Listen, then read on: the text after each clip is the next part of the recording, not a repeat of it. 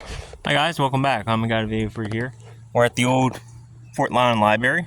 As you may notice, this is a train station. I'm not sure if somebody lives in it now or not. This library's been closed for 9 years. But quickly, I'm standing here at the most historical spot in town I can think of.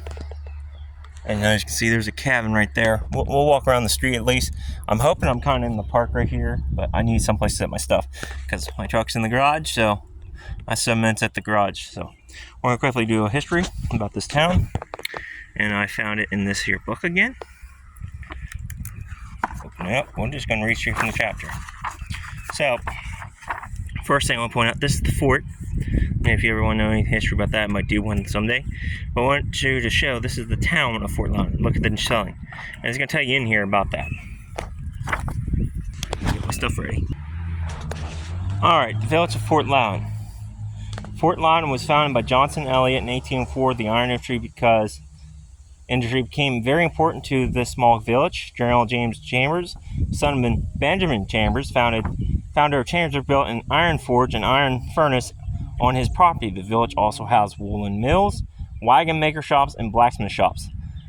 Loudon whips, wagons, and greers were among the finest on the market and were in great demand throughout the country. Main Street, Fort Loudon, shows dwelling located along what was the Chambers-Bedford Turnpike. So that's Main Street town. So the two-story connected house are typical of the houses in the village. The one on the right is stone, and the other has siding, perhaps covering logs.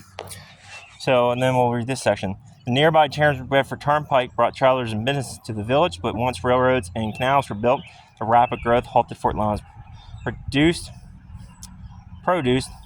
men and women who went to serve their country in many ways. James Smith, an Indian captive for 5 years, returned home and formed a group of backwoodsmen, Smith's Rangers, who forced the British to form Fort Loudon. He was a member of the Continental Congress. The fort, built in 1756, is referred to as Fort Loudon. The village is called Fort Loudon. Note the difference in the spelling. Yeah, so there you go. A little bit about history about the town. Someday, if I'm ever at the fort, we'll do a video on that. So now, I'm going to walk around the train station along the road, so hang on here a minute. Like I said, I ain't got my truck with me, so got my fancy Antique bag I got free. I don't want to go too much around this. I don't know if they turned this old train station into a house, but this is the most historical spot I can think of in town. So we'll walk around to the front at least on the main road. So this train station, the tracks would have probably led to Lee Masters and Mercersburg. I think there was a train station in Mercersburg. I'm not sure. I know I went to Lee Masters. And the tracks probably, hell, right there's the door, so maybe that was the front. So the tracks probably went straight through there towards Richmond Furnace. Probably the same tracks.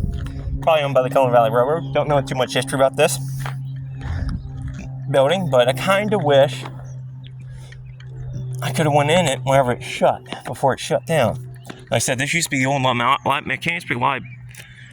Not wrong town, tingling. Fort Loudon Library. About 8-ish years ago, she shut down. Probably lack of people interested in the books. So like I said, this is probably the most historical structure I could think of to do my little history book. And right over there's that little structure over there. Probably an old summer kitchen. A lot of these old houses had that. And there's the other side.